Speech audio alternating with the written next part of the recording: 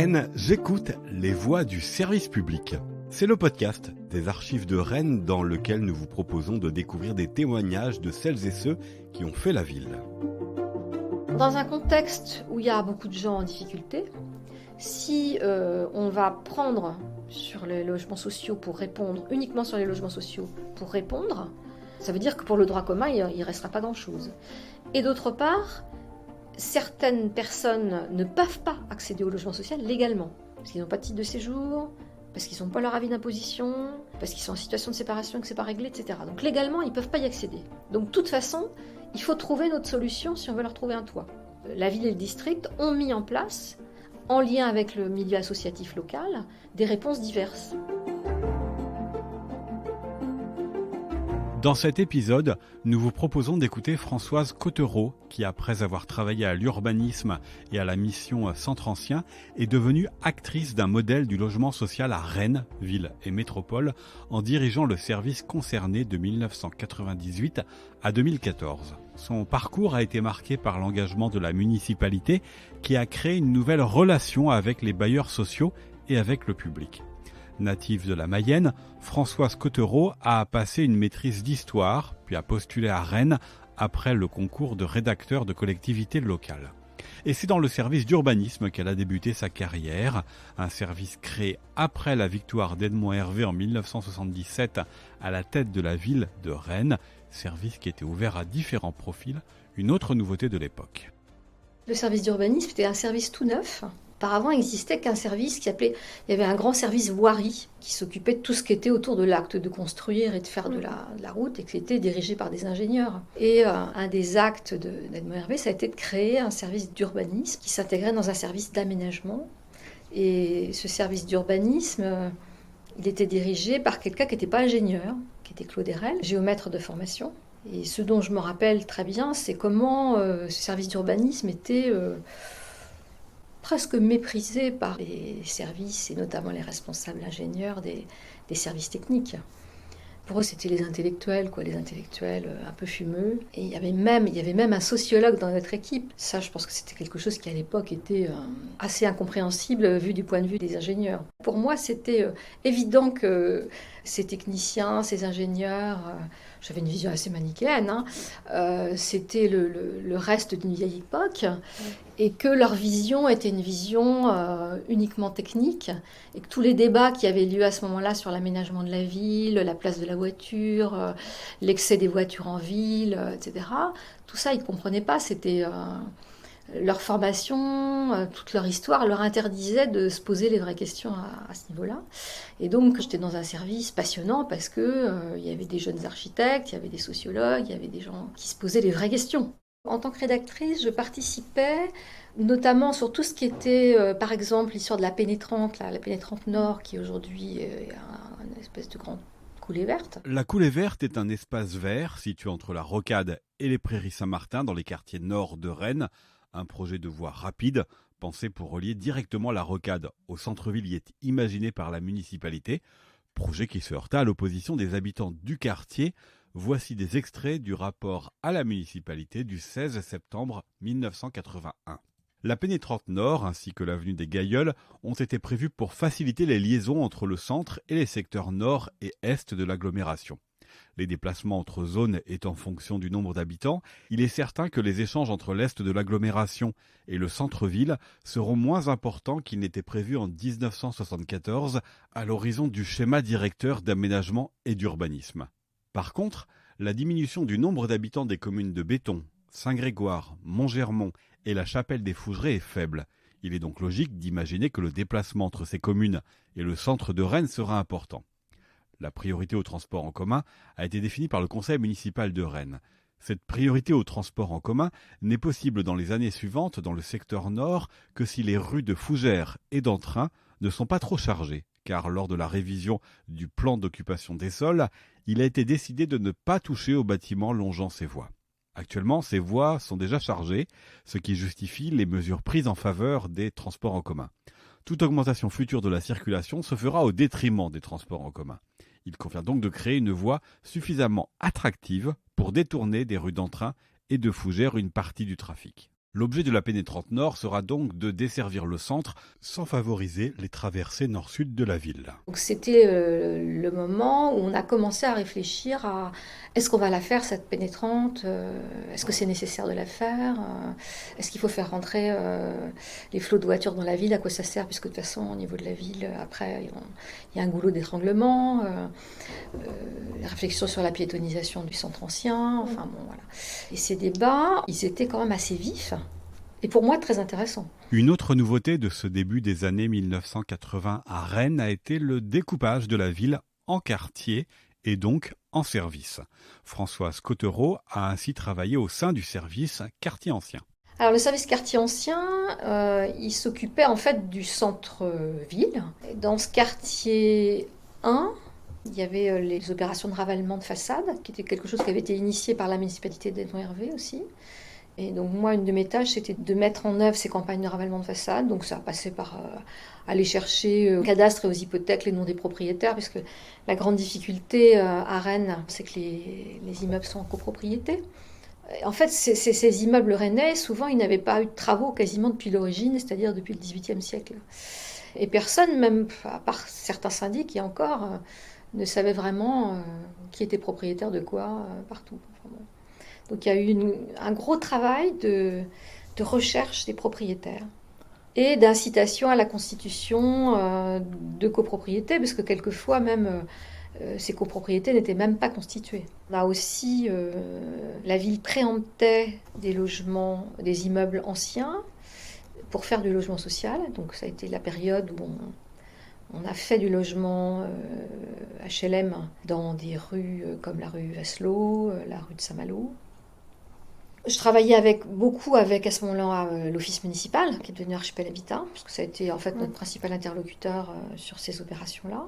On avait une cellule spécifique, et je m'occupais aussi des montages financiers de ces opérations. Et en 1985, une fois la campagne de ravalement lancée, il n'y avait plus de nécessité d'avoir une cellule décentralisée sur le centre-ville.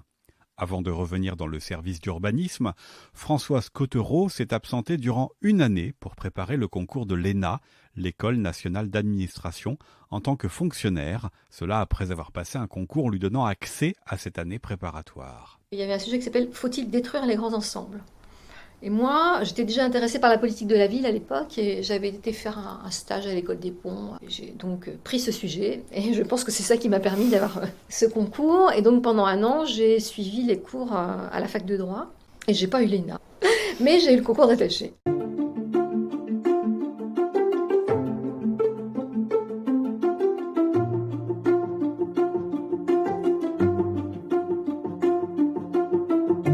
Rennes, j'écoute les voix du service public. Une fois passé le concours d'attaché, Françoise Cottereau est revenue dans le service d'urbanisme de la ville. Elle s'y est occupée de la zone d'aménagement concertée sur le quartier Lorient-Saint-Brieuc, du montage des dossiers pour l'obtention de subventions de l'État comme pour le développement social des quartiers Maurepas et Le Blône. De 1989 à 1998, elle a quitté la ville de Rennes pour Saint-Jacques-de-la-Lande, où le maire, Daniel Delaveau, renforçait son service d'urbanisme en vue de l'aménagement du quartier de la Morinée, année où elle s'est formée à l'urbanisme. Puis après avoir passé l'examen d'attaché principal, Françoise Cottereau est revenue à Rennes pour y être la responsable de l'habitat social. Le service gérait la construction et l'attribution des logements sociaux. Si les municipalités d'Edmond-Hervé se sont inscrites dans la continuité de celles d'Henri-Fréville pour ce qui est du logement social, elles ont fait face au désengagement croissant de l'État dans les années 90 en mobilisant davantage d'argent et en ayant ainsi davantage de pouvoir face aux organismes HLM. Et vis-à-vis du public, la ville de Rennes a aussi innové pour présenter et expliquer le suivi des dossiers. L'État ne donnait aucune information aux gens sur la façon dont étaient traitées leurs demandes de logement HLM. Donc, la ville, en tant que... elle s'était mise en chef de file de cette politique d'attribution, qu'elle enregistrait la demande. D'ailleurs, elle enregistrait la demande en délibérant, c'est-à-dire naturellement, la ville n'était pas, même aujourd'hui, les communes ne sont pas lieux naturels d'enregistrement. Il faut qu'elles se déclarent lieu d'enregistrement par une délibération. Et donc, à partir de ça, la ville avait fait un petit livret, voilà. Et aujourd'hui, c'est Rennes Métropole qui a fait ce livret aussi où on explique en fait la démarche d'une demande et les règles. Parce qu'en fait, ce qui est la caractéristique de notre système, ce qu'il y a par derrière, c'est l'idée de transparence, c'est-à-dire l'idée que les gens ne se fassent pas des idées sur comment on attribue les logements. Qu'on puisse leur dire à tout moment, ben voilà, parce que évidemment, beaucoup de gens viennent se plaindre parce qu'ils trouvent qu'ils n'ont pas assez vite leur logement. Et on leur dit, bah oui, vous êtes inscrits, vous avez des points, mais aujourd'hui, il y a tant de demandeurs, et puis votre classement aujourd'hui ne vous permet pas d'avoir un logement tout de suite. Parce que il y en a d'autres avant vous, et voilà. Vous avez des points parce que vous êtes au chômage, parce que vous êtes, voilà, ou vous n'en avez pas parce que vous avez juste des points d'ancienneté, parce que vous travaillez, vous avez des revenus confortables, etc. Voilà. Donc vous aurez un logement à votre tour. C'est bien l'idée que les gens ils comprennent et qu'ils se fassent pas l'idée que l'attribution des logements sociaux ça se fait dans le cabinet du maire. Mais je pense que ouais, ça a fait son chemin. Faut dire qu'on a beaucoup écrit.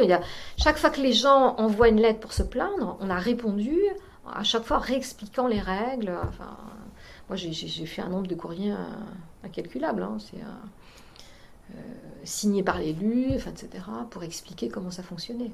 Mais je pense que c'est payant. Même par rapport aux travailleurs sociaux, parce qu'il faut convaincre tout le monde que finalement, il y a une règle et qu'elle est respectée. Et que, y compris les élus, il n'y a pas de passe-droit, etc. Cette politique du logement et du logement social à Rennes, avec le volontarisme de la ville puis de la métropole, Françoise Cottereau a participé à créer un modèle rennais, unique, visant à faire dialoguer en toute transparence les travailleurs sociaux avec les organismes HLM pour l'attribution des logements sociaux. Voici un extrait du contrat d'objectif du service Habitat Social de la ville de Rennes d'octobre 2003. Une des caractéristiques et spécificités de la ville de Rennes est qu'il est demandé au service Habitat Social de proposer aux bailleurs sociaux les dossiers en fonction des critères d'attribution établis. Dans beaucoup d'autres villes, les mairies peuvent accueillir les demandeurs, mais ce sont les bailleurs sociaux qui étudient les dossiers et les retiennent en fonction de critères plus ou moins définis. Beaucoup des partenaires, dont les bailleurs sociaux et les élus entendus, se félicitent de ce choix et insistent sur l'équité du fonctionnement actuel. Il y a une véritable clarté politique, c'est transparent, les critères d'attribution sont objectifs et équitables. Une part des demandeurs se tourne vers les élus afin d'accélérer le traitement de leurs dossiers, en premier lieu le maire et les élus de permanence. Sur une année, 600 courriers environ adressés au maire concernent les demandes de logements sociaux, soit 30% des courriers reçus. Ils demandent une aide, une réponse à une demande de logement social. Ils bénéficient alors de conseils pour poursuivre leur démarche et la procédure leur est expliquée. Les élus, lors de leur permanence à l'hôtel de ville et dans les quartiers, reçoivent également des personnes pour des questions de logement, ce qui est d'ailleurs un des motifs les plus fréquents de venue. Ils transmettent les demandes par un système de fiches à l'élu au logement, avec copie au service Habitat Social. Ils s'interdisent l'octroi de tout passe-droit. La responsable du service et les agents reconnaissent également le bon fonctionnement du système et l'absence de pression des élus ou partenaires à l'encontre du service. Un partenaire signale cependant que cette clarté et transparence des critères d'attribution n'est pas forcément bien connue et comprise par une partie des demandeurs. Françoise Cottereau nous explique la clé du succès de ce modèle rennais. Donc il y a eu cette idée que plutôt que les gens fassent le tour des organismes HLM, ils aient un interlocuteur à la ville. Guichet unique, ça veut dire qu'on va à un seul endroit constituer son dossier. Et après, ce qui a été encore plus révolutionnaire, j'allais dire, c'est la commission unique d'attribution et le classement des demandes. Donc l'idée, c'était de dire, créer cette commission d'attribution où étaient réunis tous les interlocuteurs sur le logement à Rennes. Cette commission a été mise en place en 1963. C'est là qu'intervient le système de classement, parce que donc l'autre idée, c'était de dire, quand on a beaucoup moins de logements que de demandes, comment on attribue ? Il faut qu'on ait un système de classement. Et ça ne peut pas être uniquement l'ancienneté d'inscription. Parce que on voit bien qu'il y a des gens qui ont plus de besoins que d'autres, des gens qui sont plus en difficulté que d'autres. Donc il faut qu'on trouve un système pour prioriser. Et donc là a été mis en place ce système de classement avec un système de ce qu'on appelle scoring aujourd'hui. Et cette commission a discuté des critères. Il faut une conjonction peut-être de choses importantes. La durée, la pérennité, c'est quelque chose d'important. Parce que moi, j'ai reçu des villes où il y a eu des alternances politiques, où les uns avaient complètement remis en cause ce que les autres avaient fait. Enfin bon, c'est terrible, ça. Donc il faut tout refaire à chaque fois. Enfin bon, parce qu'on voit bien que ça se construit dans la durée, ce partenariat. Notamment, une des choses qu'on a réussi et qui est, je pense, difficile, c'est à faire travailler par exemple, les organismes HLM avec les travailleurs sociaux. Et c'est vrai que dans beaucoup d'endroits, ils sont comme chien et chat parce que les organismes HLM voient les travailleurs sociaux comme des gens qui prennent fait et partie toujours pour les locataires qui posent des problèmes. Et les travailleurs sociaux voient les organismes HLM comme des affreux bailleurs, grippe-sous, etc. Voilà. Et chacun a une vision très manichéenne de l'autre. Et nous, depuis le temps qu'on travaille ensemble, chacun entend aussi la logique de l'autre et comprend les difficultés de l'autre. Et ça met du temps. Ça met du temps. Il faut que les gens travaillent ensemble. Il faut qu'ils se voient régulièrement. Il faut qu'ils aillent voir comment fonctionnent les institutions des uns et des autres. Enfin, c'est des choses qui ont besoin de temps. Et je pense qu'après, il faut qu'il y ait des volontés politiques fortes. Et donc il y a eu une conjonction, je pense, de choses qui ont fait que voilà, il y a pu avoir cette pérennité et en même temps, ça aurait pu ronronner aussi parce que ce genre de commission, au bout d'un certain temps, ça peut ronronner et puis ça peut perdre de sa substance. Enfin, bon, et c'est vrai que quand j'ai été responsable du service, Guy Potin, à plusieurs fois, il a aussi remué le cocotier. Ancien responsable administratif devenu politique, Guy Potin a été élu en charge du logement pour la ville de Rennes et Rennes Métropole entre 2002 et 2014. Il a aussi été président d'Archipel Habitat. Pour redonner de la substance à la commission. Je vous disais à un moment donné, les organismes HLM, des fois, ils nous remettaient tous les logements qu'ils n'arrivaient pas trop à louer. Donc, il a tapé du poing sur la table en disant ça ne va pas du tout. Si vous voulez l'argent de la ville, il faut qu'on ait tous les logements. Et voilà. Et puis voilà, je crois que ça s'est fait parce qu'il y avait des intérêts partagés. Françoise Cottereau a-t-elle eu le sentiment d'avoir été une militante du logement social ? Oui, dans un sens, oui. C'est-à-dire dans le sens où c'est un domaine que j'ai à cœur et que je n'ai pas fait ce travail-là de façon désincarnée. C'est vrai que ça rencontrait chez moi une conviction. Donc c'est vrai que je l'ai exercé en partie de façon militante, c'est vrai. Oui, je pense que militante dans le sens où oui, voilà, je l'ai fait avec des convictions qui sont que je croyais aux valeurs de transparence, d'équité, voilà, et de prioriser effectivement la demande en fonction de la situation socio-économique des gens. Je crois aux critères du partenariat. Je crois, voilà, c'est vrai que j'adhérais à des valeurs qui étaient déjà en place, mais dans lesquelles je me retrouvais complètement.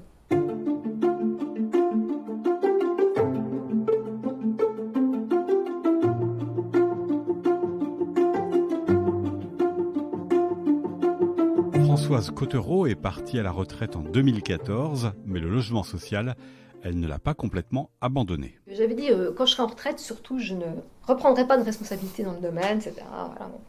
Et puis, un petit peu après les élections, la directrice d'Archipel Archipel Habitat est l'office public de l'habitat de Rennes Métropole. M'a proposé de faire partie du nouveau conseil d'administration d'Archipel. Et bon, sur le coup, je me suis dit, non, parce que voilà. Puis après, je me suis dit, bon, c'est vrai quand même, abandonner tout du jour au lendemain, finalement, c'est quand même un domaine qui m'intéresse. Puis là, c'est pas le même positionnement, on est dans un positionnement de beaucoup plus de hauteur, t'auras pas les mains dans le cambouis, tu regardes. Voilà, et du coup, j'ai fini par dire oui. Donc voilà, j'ai gardé ça.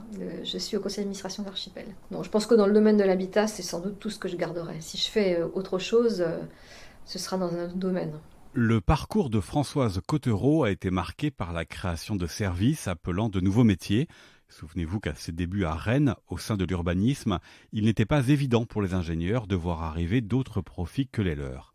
Alors un parcours comme le sien lui semble-t-il encore souhaitable aujourd'hui ? Dans mon petit discours, là, et ce que j'avais dit aussi à la dernière commission administrative paritaire où j'ai participé en juin pour le collège des salariés de la CFDT, moi j'ai émis le souhait qu'on puisse continuer dans l'encadrement et dans le haut encadrement à avoir des gens qui aient des parcours différents, qui ne soient pas formatés, qui ne soient pas tous issus des mêmes écoles, parce que je crois que c'est quand même une richesse.